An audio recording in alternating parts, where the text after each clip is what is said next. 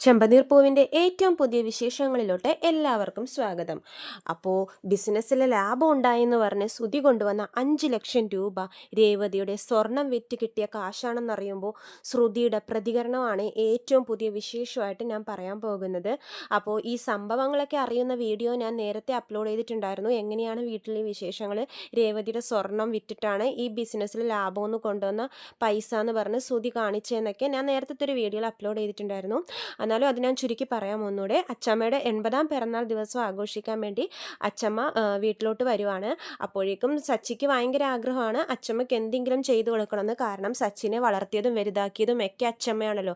അപ്പോൾ സച്ചിക്ക് ആദ്യമായിട്ട് കാറ് മേടിച്ചു കൊടുത്തതും സച്ചി ഇപ്പോൾ ഇത്തിരിയെങ്കിലും സച്ചിക്ക് ചെറുപ്പത്തിൽ സ്നേഹം കിട്ടിയതൊക്കെ അച്ചമ്മയുടെ കയ്യിൽ നിന്ന്. അപ്പോൾ ആ അച്ചമ്മക്ക് 60-ാം പിറന്നാളിന് ഒന്നും ചെയ്തു കൊടുക്കാൻ സാധിച്ചില്ല. 80-ാം പിറന്നാളിനെങ്കിലും തനിക്ക് എന്തെങ്കിലും ചെയ്യണമെന്ന് സച്ചിക്ക് ഭയങ്കര ആഗ്രഹമാണ്.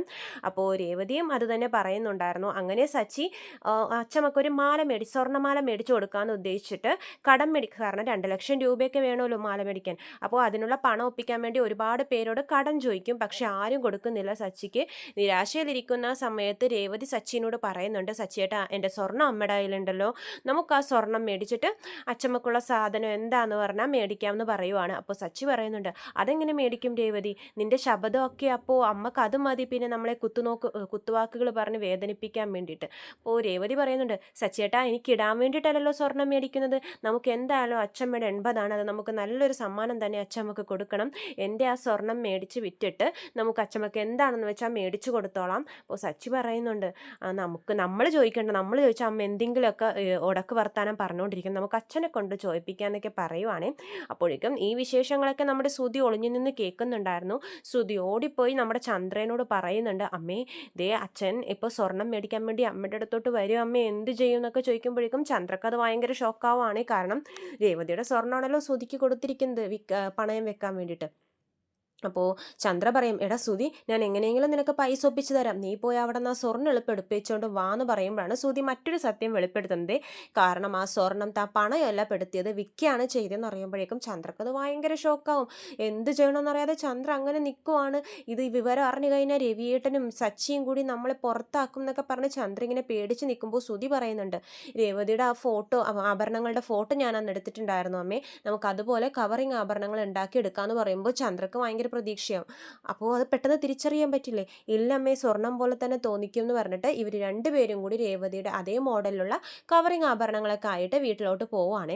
അപ്പോൾ രവീന്ദ്രൻ ചന്ദ്രനെ കാണുമ്പോഴേക്കും പറയുന്നുണ്ട്, ചന്ദ്രൻ ആ രേവതിയുടെ സ്വർണം അങ്ങോട്ട് തിരിച്ചു കൊടുക്കാൻ പറയുമ്പോൾ അറിയാലോ ചന്ദ്രയുടെ പ്രതികരണം, ഒന്നും അറിയാത്ത പോലെ ചന്ദ്ര അഭിനയിക്കുവാണ്. ഭദ്രകാളിയെ പോലെ തുള്ളി നീ ശബദമൊക്കെ എടുത്തായിരുന്നല്ലോ, ആ സ്വർണ്ണങ്ങളൊന്നും വേണ്ടെന്ന് പറഞ്ഞ്, ഇപ്പം എന്തു പറ്റി, സച്ചി നിനക്ക് ആഭരണങ്ങളൊന്നും മേടിച്ചു തരില്ലെന്ന് ബോധ്യമായോ, അതാണോ അതൊക്കെ തിരിച്ചു മേടിക്കുന്നതെന്ന് ചോദിക്കുമ്പോൾ രവീന്ദ്രൻ പറയുന്നുണ്ട്, അവരുടെ സ്വർണം അവരെപ്പോൾ ചോദിച്ചാലും തിരിച്ചു കൊടുക്കാനുള്ള അവകാശം നിനക്കുണ്ട്, നീ കൊടുക്ക് ചന്ദ്ര എന്നൊക്കെ പറഞ്ഞ് രവീന്ദ്രൻ ചീത്ത പറയുമ്പോഴേക്കും ചന്ദ്ര പോയി ഒന്നും അറിയാത്ത പോലെ കബോർഡ് തുറന്ന് ഈ കവറിങ് ആഭരണങ്ങളൊക്കെ എടുത്തു കൊടുക്കുന്നുണ്ട്.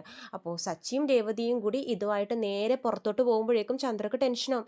ഇവരെന്ത് ഈ ആഭരണങ്ങളെ കൊണ്ട് പുറത്തു പോകുന്നേ, കാരണം അത് കവറിങ് ആഭരണങ്ങളാണല്ലോ, ചന്ദ്രക്ക് അറിയില്ലല്ലോ ഇവരത് വിറ്റിട്ട് അച്ചമ്മക്കുള്ള സ്വർണം മേടിക്കാൻ പോവാണെന്ന്.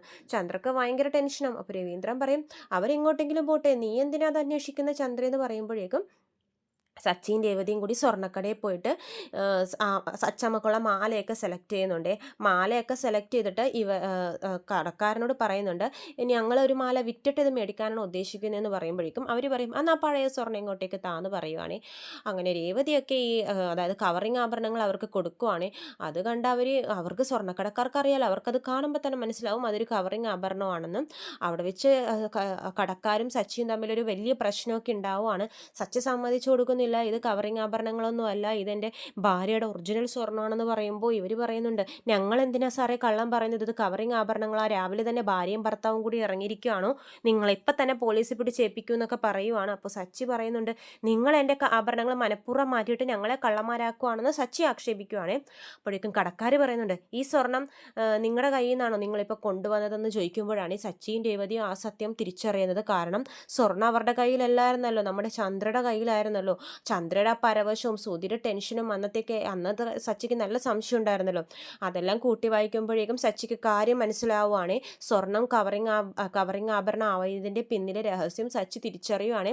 നല്ല ദേഷ്യം പൂണ്ടിട്ട് സച്ചിയും രേവതിയും കൂടി പോകുവാണ് വീട്ടിലോട്ട്. തുള്ളിയിട്ട് കലിതുള്ളി പോകുവാണ്. അവിടെ വെച്ച് സച്ചി ഭയങ്കര പ്രശ്നമൊക്കെ ഉണ്ടാക്കുന്നുണ്ട്. അപ്പോൾ രവീന്ദ്രൻ ചന്ദ്രയോട് പറയുന്നുണ്ട്, ചന്ദ്രേ ഞാൻ ഈ കേട്ടതൊക്കെ സത്യമാണോ എന്ന് ചോദിക്കുമ്പോൾ ചന്ദ്ര പറയും, ഞാൻ എന്തിനാ രവിയേട്ട കള്ളം പറയുന്നത്? ഇവളുടെ അമ്മ ഇവൾക്കായിട്ട് മേടിച്ചു കൊടുത്തത് കവറിങ് ആഭരണങ്ങൾ കൊടുത്തിട്ടാണ് നമ്മളെ പറ്റിച്ചതാ. ഇവളുടെ അമ്മയാ ആദ്യം പിടിച്ച് ചോദ്യം ചെയ്യേണ്ടതെന്ന് പറയുമ്പോൾ രേവതിക്ക് ദേഷ്യം വരും. എൻ്റെ അമ്മ സ്വർണം തന്നെയാണ് ഇട്ടത്. ഞങ്ങളുടെ കയ്യിൽ കാശില്ലായിരുന്നെങ്കിലും മോളെ കെട്ടിക്കാൻ കള്ളത്തരം കാണിക്കേണ്ട കാര്യമൊന്നും എൻ്റെ അമ്മയ്ക്കില്ല. അത് നല്ല ഒറിജിനൽ സ്വർണം തന്നെയാണെന്ന് പറയുമ്പോൾ ചന്ദ്ര പറയുന്നുണ്ട്, നിങ്ങളുടെ വീട്ടിലൊരു കള്ളനില്ലേ, ആ കള്ളൻ അടിച്ചുകൊണ്ടും പോയിട്ടുണ്ടാവും എന്നൊക്കെ പറയുന്നു രേവതിയുടെ കുടുംബത്തെ ആക്ഷേപിക്കുവാണ്. പക്ഷെ സച്ചി അറിയാലോ, സച്ചി നല്ല ചീത്ത പറഞ്ഞ് ബഹളം വെച്ചിട്ട് ചന്ദ്രയെ കൊണ്ട് ആ സത്യങ്ങളൊക്കെ പറയിക്കുവാണ്. കാരണം സുധിക്ക് പെട്ടെന്ന് 5 ലക്ഷം എങ്ങനെ കിട്ടി, അതിൻ്റെ സത്യാവസ്ഥകളും രേവതിയുടെ സ്വർണം എവിടെയാണോ പണയം വെച്ചത് അതൊക്കെ സച്ചി എല്ലാം കണ്ടുപിടിച്ച് തെളിവുകളായിട്ടാണ് വന്നിരിക്കുന്നത്. പിന്നെ ചന്ദ്ര കുടുങ്ങുവാണ്. ശ്രുതിയാണെങ്കിൽ ഇതൊക്കെ കേട്ടിട്ട് അങ്ങനെ ദേഷ്യം വന്ന് നിൽക്കുവാണ്. ശ്രുതി എന്ത് ചെയ്യുന്നു വെച്ചാൽ, കാരണം ശ്രുതി ഏറ്റവും വലിയ കള്ളമല്ലേ തന്നോട് പറഞ്ഞിരിക്കുന്നത്. ബിസിനസ്സിൽ ലാഭം കിട്ടിയെന്ന് പറഞ്ഞ് ട്രിപ്പൊക്കെ പോകാമെന്ന് പറഞ്ഞ് ശ്രുതിയെ ഒരുപാട് പൊക്കിയതാണ് ശ്രുതി എന്ന്. അതൊക്കെ വെറുതെ ആയെന്ന് ശ്രുതിക്ക് മനസ്സിലാവുകയാണ്. ശ്രുതി എന്ത് ചെയ്യുന്നു വെച്ചാൽ തൻ്റെ കൈയെടുത്ത് ശ്രുതിയുടെ കഴുത്തുമ്മേ പിടിച്ചിട്ട് ദേഷ്യം വന്ന് ഇങ്ങനെ പൊക്കുവാണ്. എന്താ ശ്രുതി ഇത്രക്ക് മണ്ടനായി പോയല്ലോ. ഇതുപോലൊരു മണ്ടൻ ഭർത്താവിനെ ഒരു ഭാര്യമാരും അംഗീകരിക്കത്തില്ല. എന്തൊരു കഷ്ടമാണ് ശ്രുതി എൻ്റെ അടുത്തും കള്ളം പറയാൻ തുടങ്ങിയല്ലേ. എന്നോടെങ്കിലും ഒരു വാക്ക് സത്യം പറയാമായിരുന്നു. എന്തൊക്കെയായാലും ആ രേവതിയുടെ സ്വർണം കൊടുത്തിട്ട് ഇങ്ങനെ മേടിക്കേണ്ട കാര്യമൊന്നും ശ്രുതിക്കില്ലായിരുന്നു എന്നൊക്കെ പറയുവാണ്. ഇങ്ങനെ കള്ളത്തരം കാണിക്കേണ്ട കാര്യമൊന്നും ശ്രുതിക്കില്ലായിരുന്നു. ഇനി ആ സച്ചിനെ രേവതിയുടെ മുഖത്ത് ഞാൻ എങ്ങനെ തല ഉയർത്തി നോക്കും? എന്തൊക്കെ ഡയലോഗാണ് ഞാനെന്ന് അവരുടെ മുമ്പിൽ പോയി പറഞ്ഞത്? എൻ്റെ ഭർത്താവ് നേട്ടം കൈവരിച്ചു, ഇനി ഉയർന്ന നിലയിലെത്തും, വെച്ചടി കയറ്റുമായിരിക്കും, എല്ലാം നശിപ്പിച്ചില്ലേ ശ്രുതി എന്ന് പറഞ്ഞ് ശ്രുതി പൊട്ടിത്തെറിക്കുവാണ്. സത്യങ്ങൾ അറിഞ്ഞപ്പോൾ ചന്ദ്ര ശ്രുതിയോട് പ്രതികരിച്ചതിനേലും ഭീകരമാണ് ശ്രുതി പ്രതികരിക്കുന്നത്. ശ്രുതി ഒന്നും മിണ്ടാതെ കരഞ്ഞുകൊണ്ട് നിൽക്കുവാണ്. ശ്രുതി അത് പിന്നെ ഞാനിങ്ങനെ ഒരബദ്ധം കാണിച്ചു എന്ന് പറഞ്ഞാൽ എന്നൊക്കെ പറഞ്ഞിട്ട് ആ സത്യങ്ങളൊക്കെ വിവരിക്കുമ്പോഴും ശ്രുതി അതൊന്നും കേൾക്കുന്നില്ല. എന്തൊക്കെ കള്ളത്തരം സംഭവിച്ചാലും ശ്രുതി ഇങ്ങനെ ഏറ്റവും വലിയ കള്ളത്തരം ചെയ്യാൻ പാടില്ലായിരുന്നു. ശ്രുതി ഇത്രയും പഠിപ്പുള്ള ഡിഗ്രികൾ 5 ഡിഗ്രിയുള്ള ശ്രുതിയല്ലേ, ശ്രുതിക്ക് എന്താ ബുദ്ധി ഇല്ലേ എന്നൊക്കെ പറഞ്ഞ് ഒരുപാട് പൊട്ടിത്തെറിക്കുന്നുണ്ട്.